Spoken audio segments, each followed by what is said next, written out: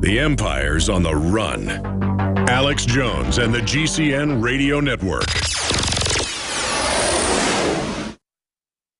Using unparalleled research in the development of a synergistic formulation based around the key concepts of super oxygenation, the next level in cleansing is here. With key ingredients backed by real clinical studies, the new Oxy Powder, available through InfoWars Life, was invented during Dr. Group's research on the toxification of our bodies. Many herbal colon cleansers are harsh on the body and contain cheap and potentially dangerous ingredients, oftentimes full of synthetic fillers, GMOs, additives, or worse. Gently start cleaning your body with easy capsules that start working while you sleep. Oxy Powder does not require time off work, and there's no need for bad tasting concoctions. Instead, Oxy Powder slowly releases monoatomic oxygen into the intestinal tract and body. Experience the astonishing cleansing power of superoxide and ozonide technology. Go to InfoWarsLife.com or InfoWarsStore.com to get started with Oxy Powder, or call 1-888-253-3139. Aging starts at the cellular level. When cells become toxic, they die early and aging sets in. In the past decade, we have witnessed unparalleled scientific discoveries. During that period, key patented compounds have focused on mitochondrial growth, nerve growth, and rejuvenation. But no one has put together a formula that focuses directly on brain health, nerve growth factors, and optimizing your cellular energy at the same time. We now have the synergistic solution, DNA Force, just one of the key compounds. BioPQQ is backed by major clinical studies and over 175 PubMed-listed published studies. You want the best that's out there at the lowest price anywhere? The ultimate value, cutting-edge, trailblazing game changer that also supports the InfoWar. Secure your DNA Force today at InfoWarsLife.com or call toll-free 888-253-3139. DNA Force from InfoWars Life. When you're out on the road, the last place you want to be is on the road. But if the unfortunate happens, you'll be glad you were wearing diamond gussets. There's a place down in Tennessee where they make blue diamond gusset jeans. They so pride in every stitch, guarantee you love the way they fit. They put a diamond gusset in the crotch where you need it most. Blue diamond gussets got it, others don't. We turn jeans inside out. Diamond gusset jeans, made in the USA with unparalleled quality. Our Defender motorcycle jeans combine gusset comfort with Kevlar protection, so you can ride all day with confidence. Order yours at gusset.com. Diamond gusset jeans got it, others don't.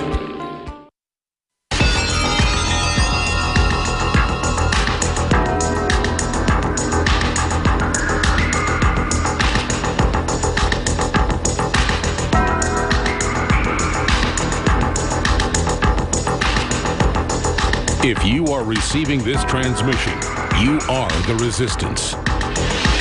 Live from the Infowars.com studios, it's Alex Jones. With William Robert Tosh Plumley, Facebook.com/Robert.Plumley. And he's had a mess with his site, block it. He's been recently threatened. I don't know how much he wants to say on air.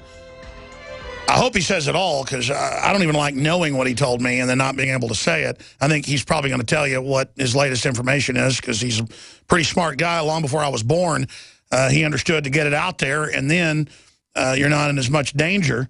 Plus, you've done the right thing. But William Robert Tosh Plumley is our guest. He wants to deal with John McCain first. We'll play the clip when he calls for it. Sandwich in with Colonel Schaefer, confirming what Plumley has said, and sandwiched in with another guest as well, getting into what really happened with Benghazi. But Plumley's talked directly to a NATO officer and others. We're just going to leave it at that. And it's all been confirmed what he's been saying the last few years now. And so he's been threatened by the Justice Department, you name it. All right, I'm going to give you the floor, sir. Go ahead and break down the whole McCain situation. Okay, thanks a lot, Alex, for having me back on your show. I do appreciate it. However, I was, as you know, a little bit reluctant to continue to go on interviews. Number one, I do not do interviews with mainstream media.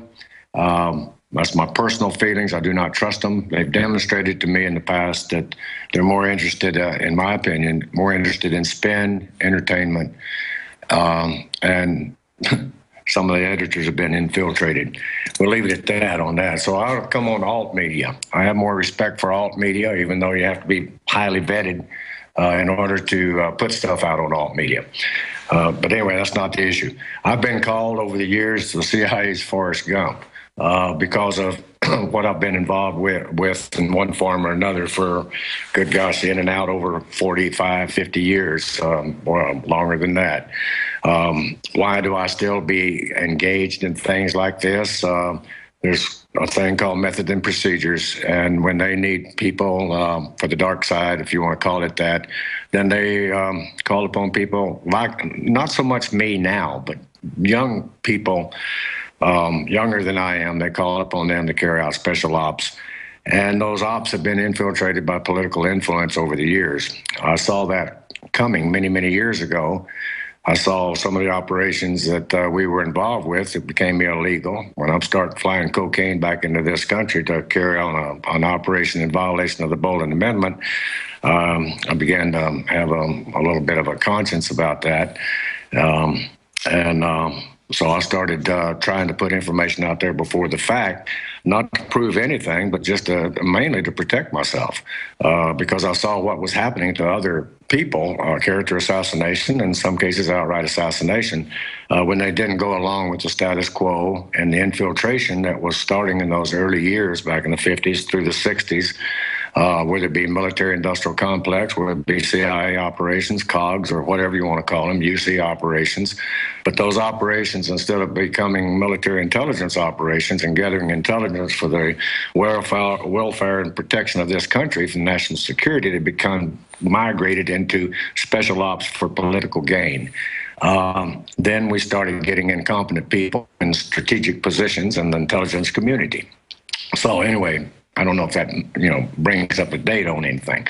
The reason that I decided to go in here and talk, a person sent me a clip, and Senator McCain was asked a question about Stinger, about missiles, about weapons, actually. And the statement come back he made, Plumlee, referencing me, said, pigs fly and the sun rises in the west. Okay, I understand the situation of that comment or what he's trying to say. But tell me outright, Mr. McCain, I challenge you. Which the information that I had about missiles going to the wrong places came 2 years ago. It was, I think, even talked about on your show, Alex. Yeah, it was talked about here first with you, yes. Yes, right. And at that point, I started getting a little heat. Politicians some people did not want to hear this. It was not with the administration. It was not the policy of the administration at that point in time. The CIA's Forrest Gump was talking again about things he knew absolutely nothing about. Well, about a year later, it was confirmed. Another thing that was confirmed around that time was the training bases that was inside Jordan, and was also safe houses in Turkey and Jordan, where U.S. weapons and also Russian weapons were being stored in these safe houses, and they were also had training sites at various places located in Syria, Jordan, and Turkey. Now, where did that information come from? That information didn't come from our intelligence. It came from NATO intelligence and other sources, including the French, in these areas.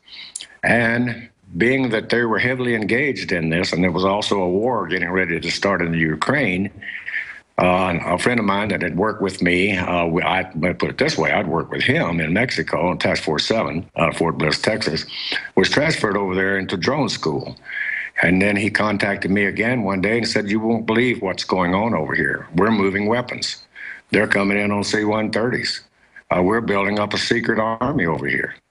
And I first thought, wow, man, this is, it's got to be vetted. I mean, I could go out here and talk about it and so on like that. So then I had another source, separate source from military out of the Pentagon, and run that through him. And he looked at me and said, where did you get the information? And I said, all I'm trying to do is vet the information. And so then I thought, well, I better go out and vet it out public. So then later on, a few other things come out with the Mexican situation, the release of Carl Quintero and the Shorty Guzman thing and all that kind of stuff. And then Fox News asked me to go on, and I did go on camera with them and talked about that. Had nothing to do with Benghazi. But even in that interview, I mentioned Benghazi. I mentioned the Stinger missiles, and I even said the amount, 400 missing. Now, the reporter in the news clip, he said 15,000, and he referenced Stinger missiles. There was 15,000 hard impact weapons that was transferred over there. Within those 15,000 weapons, hard core weapons, if you want to call it that. Anti-tank, anti-armored, penetration, anti-aircraft. All that, and tanks. I mean, high energy. High energy, high impact weapons, and embedded within that 15,000 on those shipments that were there a year and a half before all this started breaking was the Stinger missiles. And then we found out that from the second source that worked with NATO out of the Pentagon that there had been a series of reports that Ambassador Stevens had sent back to proper channels and through the intelligence community. The others, now, I want to get this straight here. This was information from hard-working undercover boots on the ground intelligence operatives with the CIA and with other organizations that had gathered this information over a long period of time. Their responsibility is to pass this information up through proper channels, which they did. However, the information that the intelligence community, I'm talking about the U.S. intelligence community, and joint with the NATO forces, they didn't want to hear that because it was contrary to the administration. And then the president at that point had made a statement that these were little old kids playing around with over there and that there was nothing to it, and downplayed it because it did not fit into the political structure at that particular time.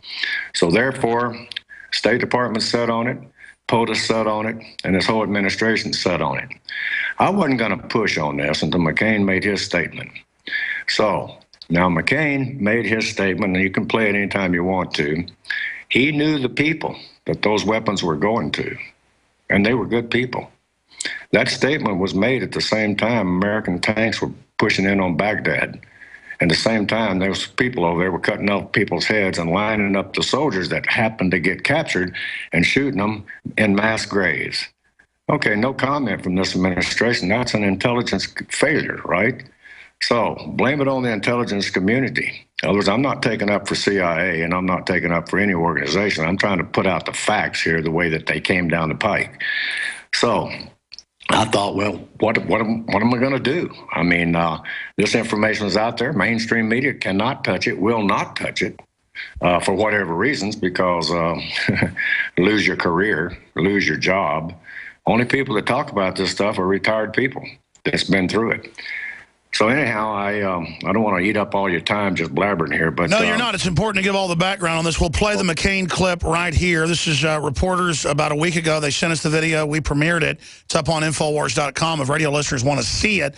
And it's sandwiched in between two of our expert guests, backing up what Plumlee has said. One of them, Madsen, formerly with the NSA, and then, of course, Colonel Schaefer, Lieutenant Colonel Schaefer, who was on just a few weeks ago, hours after briefing Congress, who is fully aware of everything that's going on right now.